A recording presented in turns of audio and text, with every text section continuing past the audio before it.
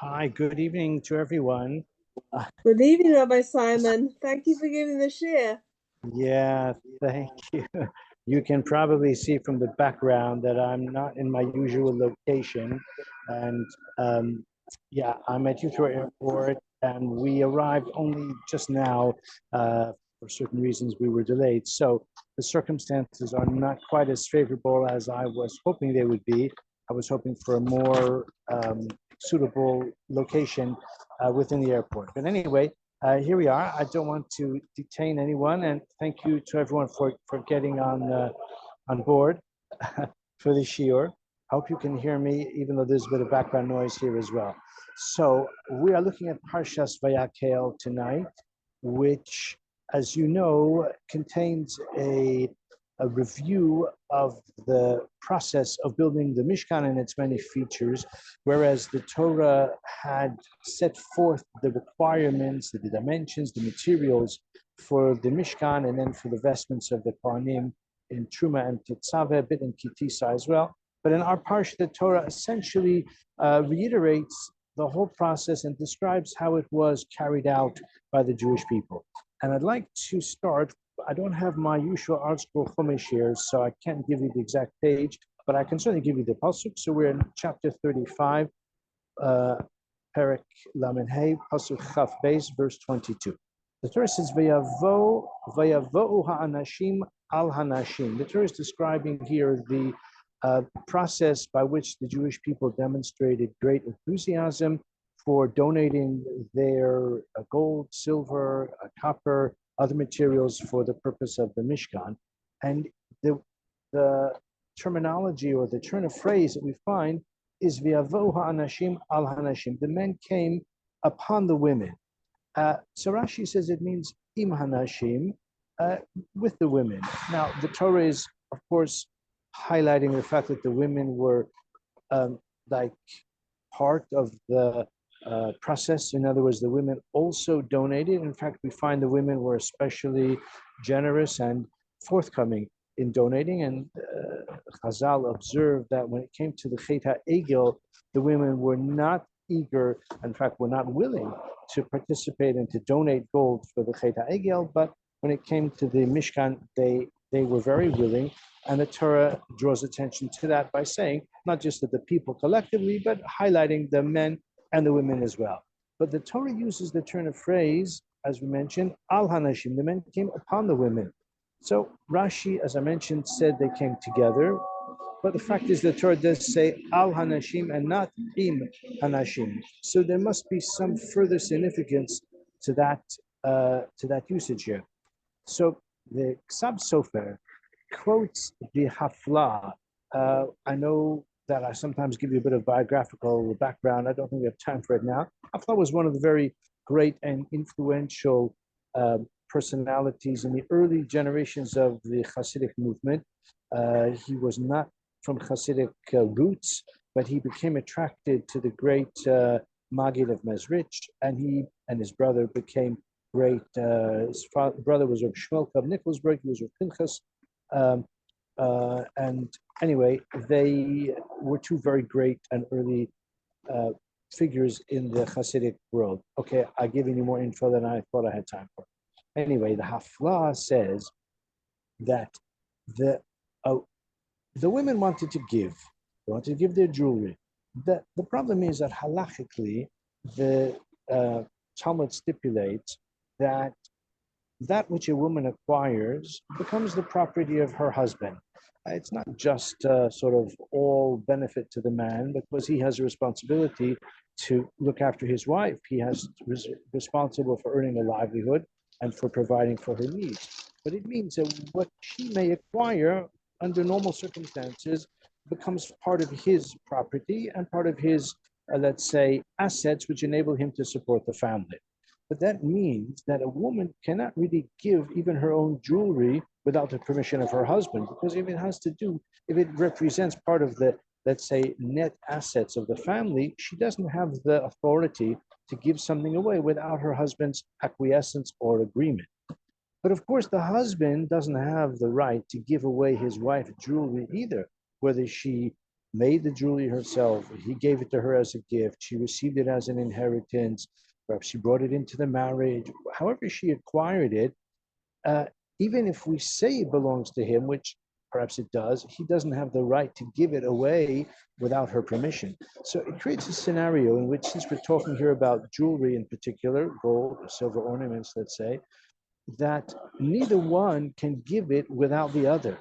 So therefore, the Torah specifies that the men and the women came together because it wouldn't be acceptable for a woman to give something of her own accord without sort of confirming or demonstrating that her husband agrees to this donation or this gift, as the case may be.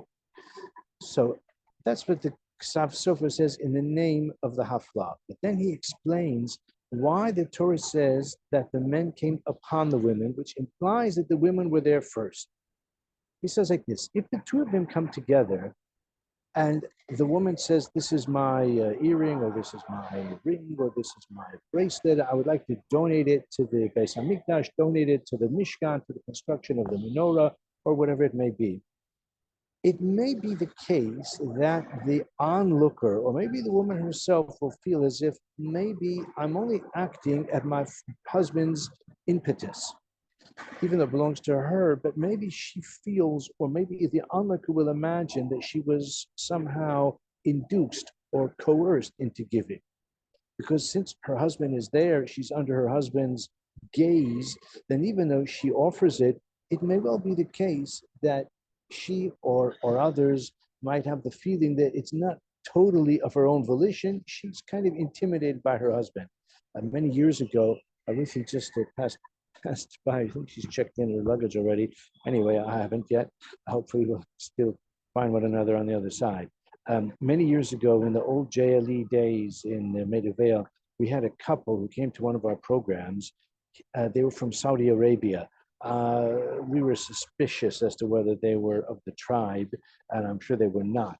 But it was fascinating. They were very interested in, I was going to say genuine, hard to know. But in any case, they came to the shiur, and we were speaking to them, and it was kind of eerie how we would speak, or Ruthie would speak to the man or to the woman, and she would not utter one word before looking at her husband to get his permission or to get his sort of agreement that she can talk.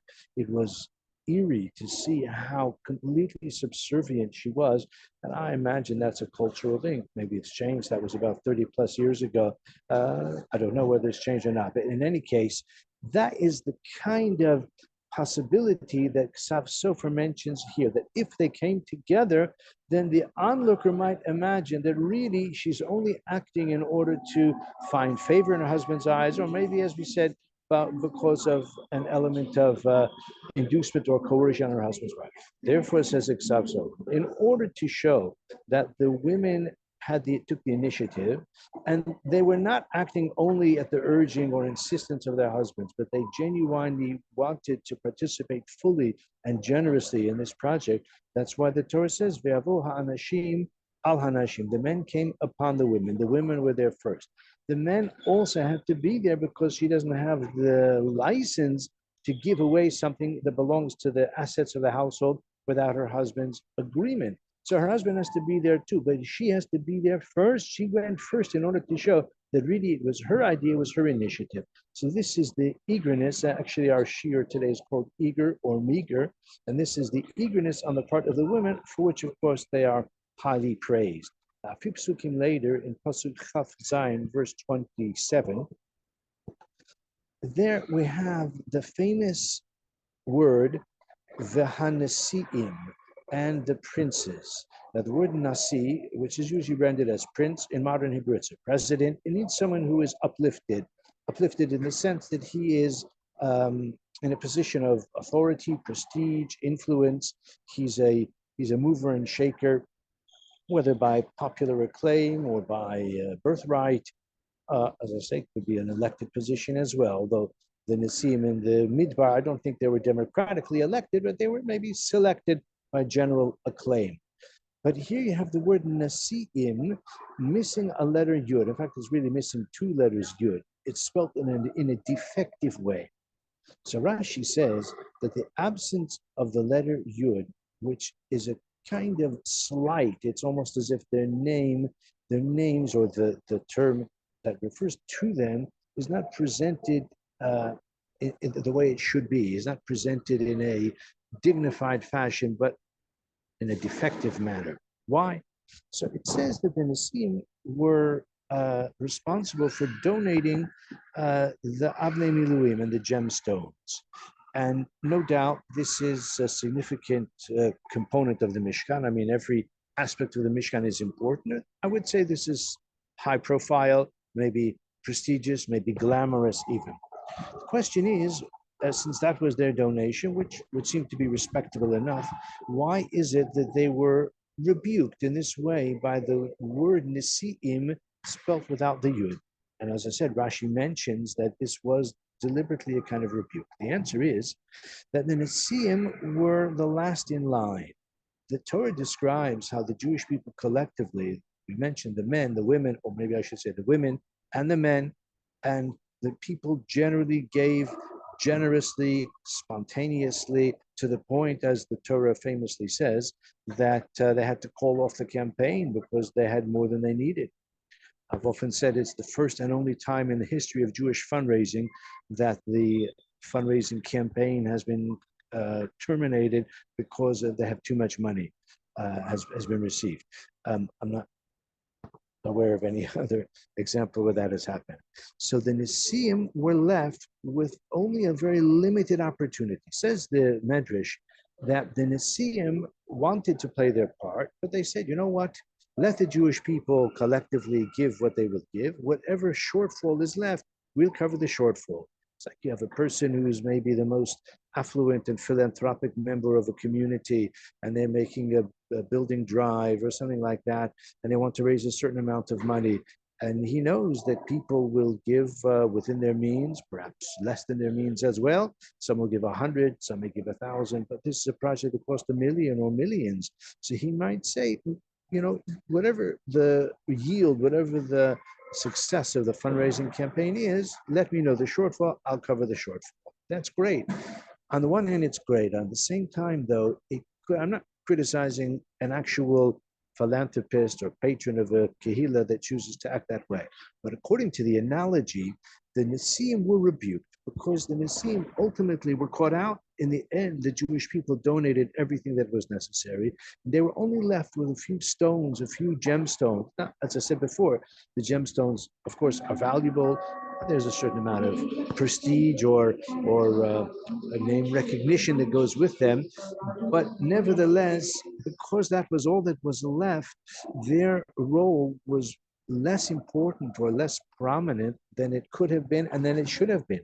So the Nisim are actually called to account for that, and this is the remes, the hint to their shortcoming, in that the name, the word Nisim is spelled Chaser Yud. Okay, so far this is what we find in Rashi. It's quite well known. It says Ksav Sofer. There's something else here as well. Perhaps they wanted to donate not just to the general appeal, just to the general campaign. We need this much wood, we need copper, we need the various other materials, we need wool, we need dye. They wanted to donate something that would be associated with them. They wanted the name recognition.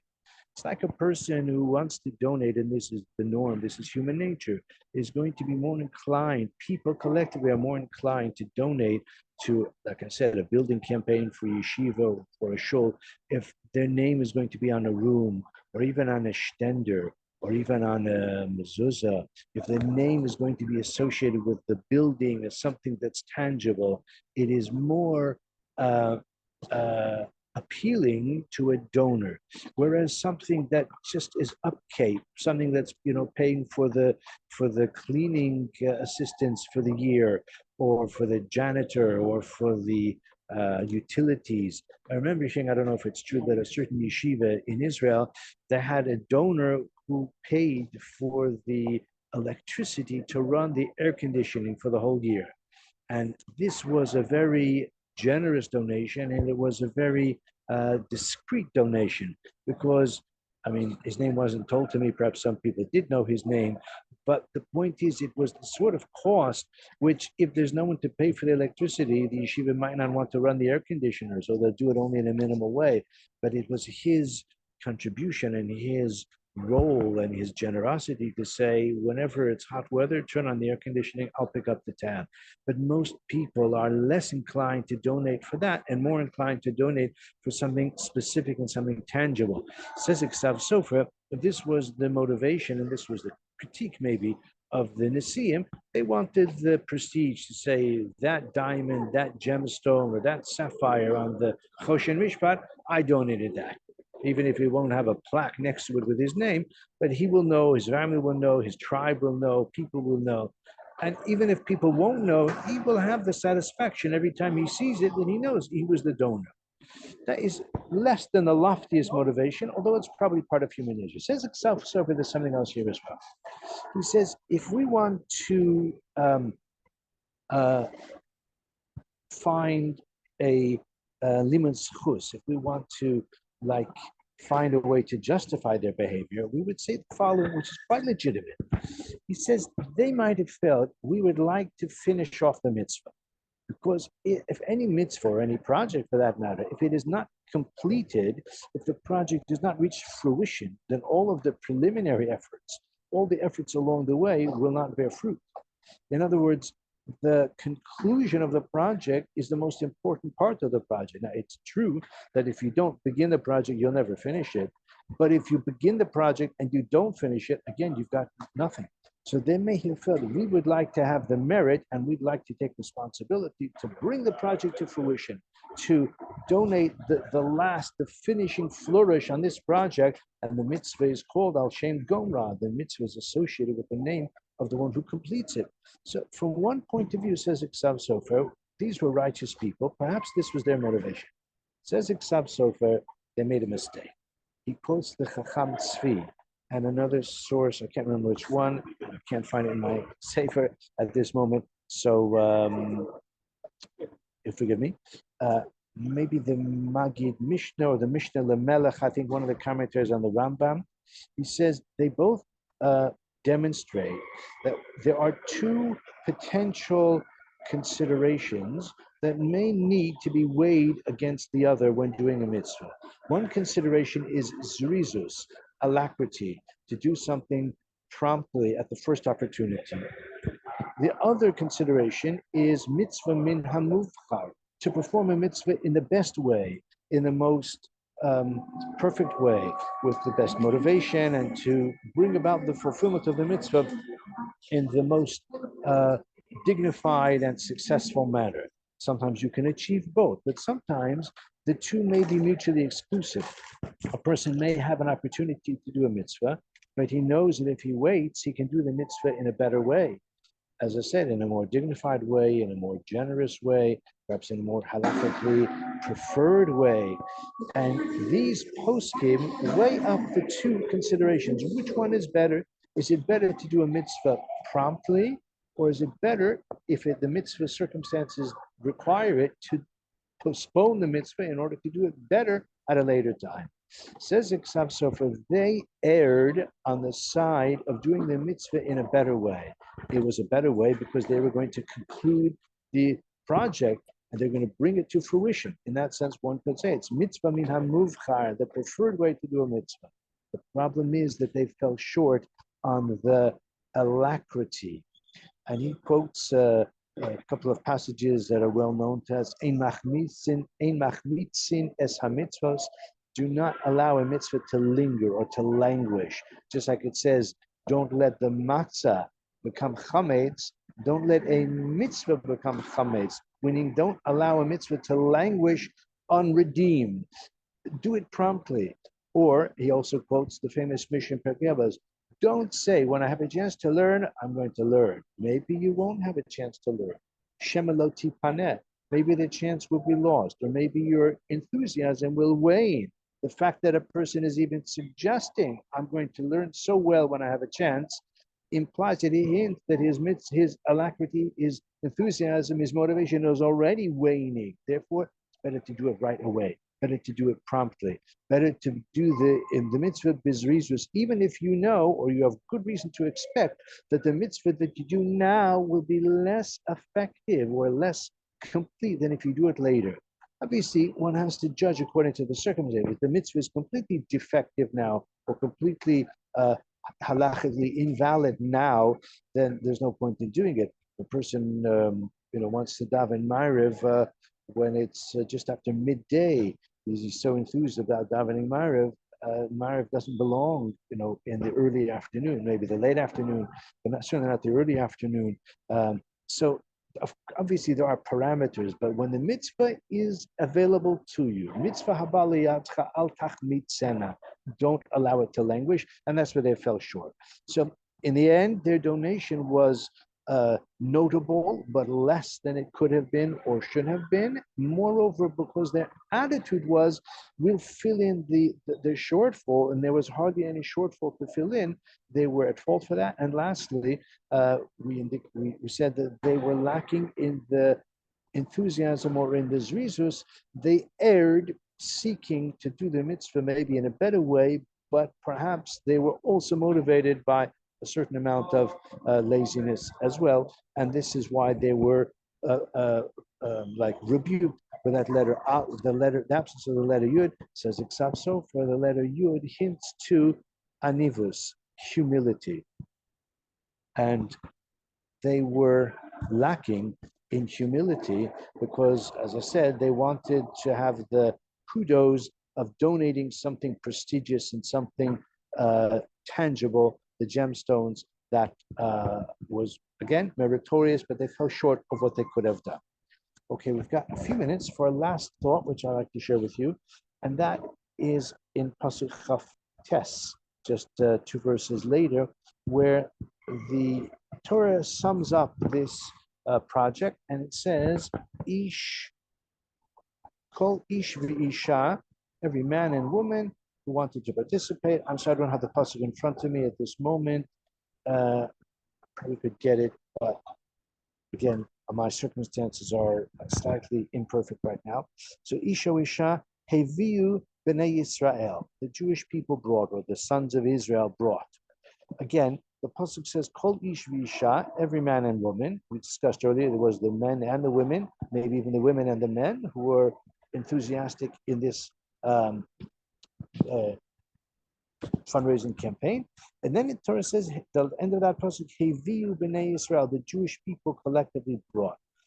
It says Iksav Sofer, there is a yitur lashon here. There is a turn of phrase, Heviu b'nei Yisrael, which we don't need. It would be sufficient to say that the men and women participated and they brought all of the things that were required.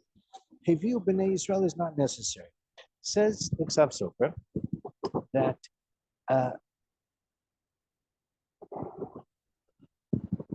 we mentioned earlier that a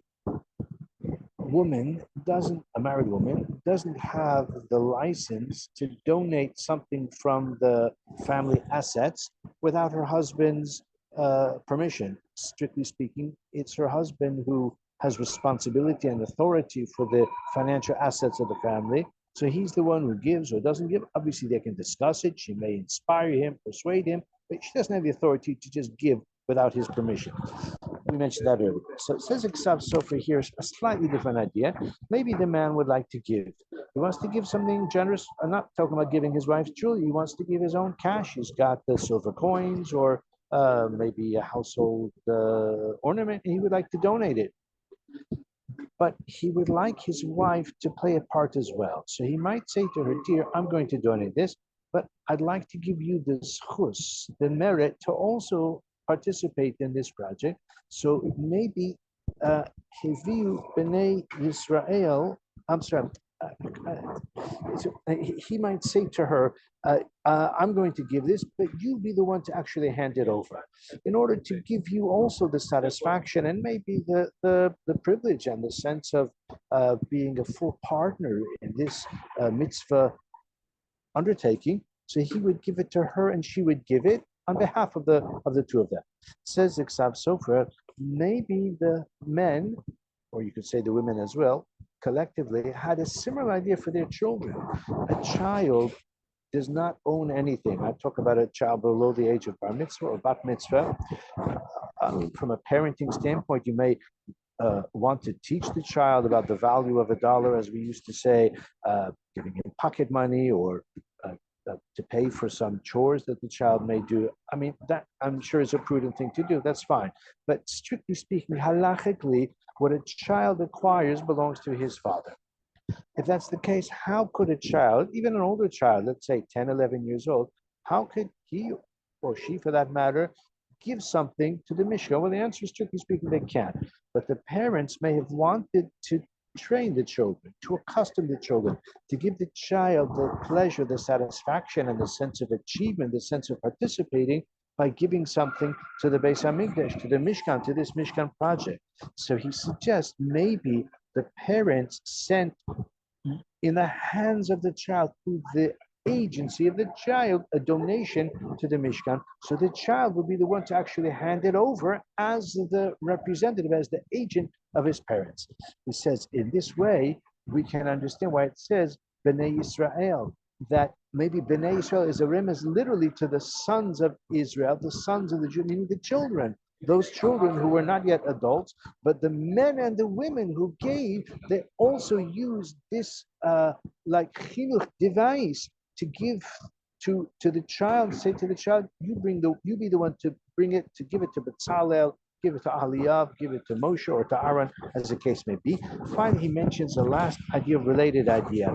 Later on, he says another possibility as well, and that is that a person who donates, or a person who, let's say, makes a public pledge, enjoys the accolades or enjoys the feeling of accomplishment and feeling of like prestige from others who see that he's giving generously.